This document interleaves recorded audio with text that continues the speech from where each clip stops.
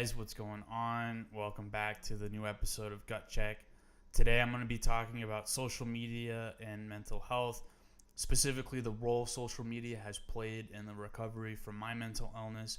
So if that's a topic that interests you, I invite you to keep watching. Let's get to it. So 2010 was the year not only when I got sick, but also the year when I first hopped on social media. I'm at a point now where I understand that what I could call stage one of my relationship with social media. Those first years there, where I was figuring out how to use it in a good way, were also the years where I was reacting to what had happened to me in the hospital, reacting to my trauma. I see now that I was reacting to what had happened to me and expressing how I felt about my illness through Facebook. Those of you who were friends with me when I had my first Facebook account probably remember I used to post all this weird stuff all the time.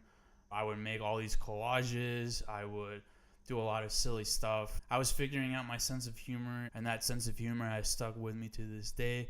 But from that point on in 2010, I was still living like the very raw trauma of what had happened, and it was a pretty uncomfortable thing. Made me feel pretty weird. And so naturally I was expressing that weirdness on Facebook. It came out as humor. People liked it. I kept doing it. It made me feel good.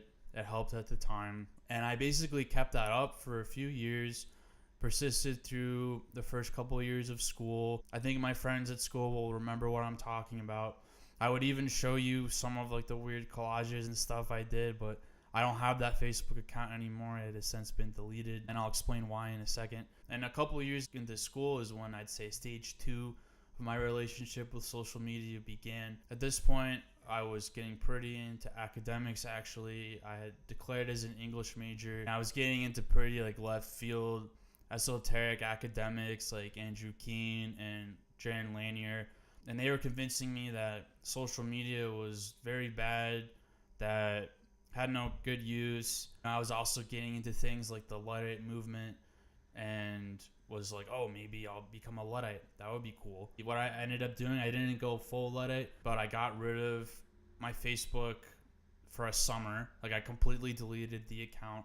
That's why I can't show any of these collages. Actually, Snapchat came out that summer and I hopped on Snapchat. I justified it to myself because I was really into Baudelaire at this point. He had this essay we read for a modernist English class I was taking where he talked about the fleeting of the moment, and I was like, Snapchat is so cool because it's capturing the fleeting moment, and this is how social media should be used. And little did I know you could screenshot things on Snapchat.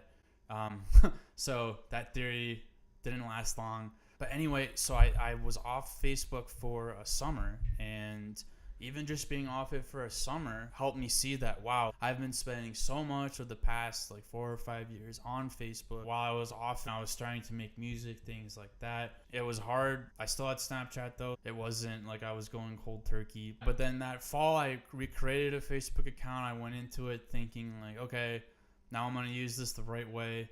Let's see what I can do. And I was okay at it. I definitely wasn't using it still completely the way, like, ideally I wanted to be doing it. But it was fine. Like, I was still doing really well in school. Still, like, still at a point in my mental illness where I've been starting to do therapy and, like, getting some validation from people that, like, I had been through this. But then, that year of school, I was completely re-traumatized again when I got a hernia, and where I had to withdraw from school, get a surgery for it. Boy, this was like a really dark time in my life. I was suicidal. What helped me get out of that was I did a self-help program, actually, and I basically went into the self-help program with the mentality that I'm going to use this to help me validate the idea that, yes, I had ulcerative colitis. And I used Facebook to, for the first time, start making public posts about it to my friends, trying to be as succinct as possible at what had happened to me. Also got on support groups for it, tried to make connections there. You could call this stage 3 of my relationship, where I had reached a point where I had gotten a lot of external validation for what had happened to me. As I got better and I eventually got back to school, times where I dealt with anxiety, times where I dealt with depression at school, I would do my best to make more public posts about it because I was getting a lot of positive feedback from friends, seeing that what I was doing was meaningful.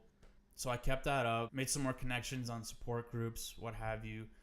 And then I'd say stage 4 now, it's only gone pretty recently, but I finished school last year and I've received some really, really good therapy that has really helped me, and talked a little bit about that in other videos. I watched this TED Talk in the fall. I'll link a description to it in this video if you're interested.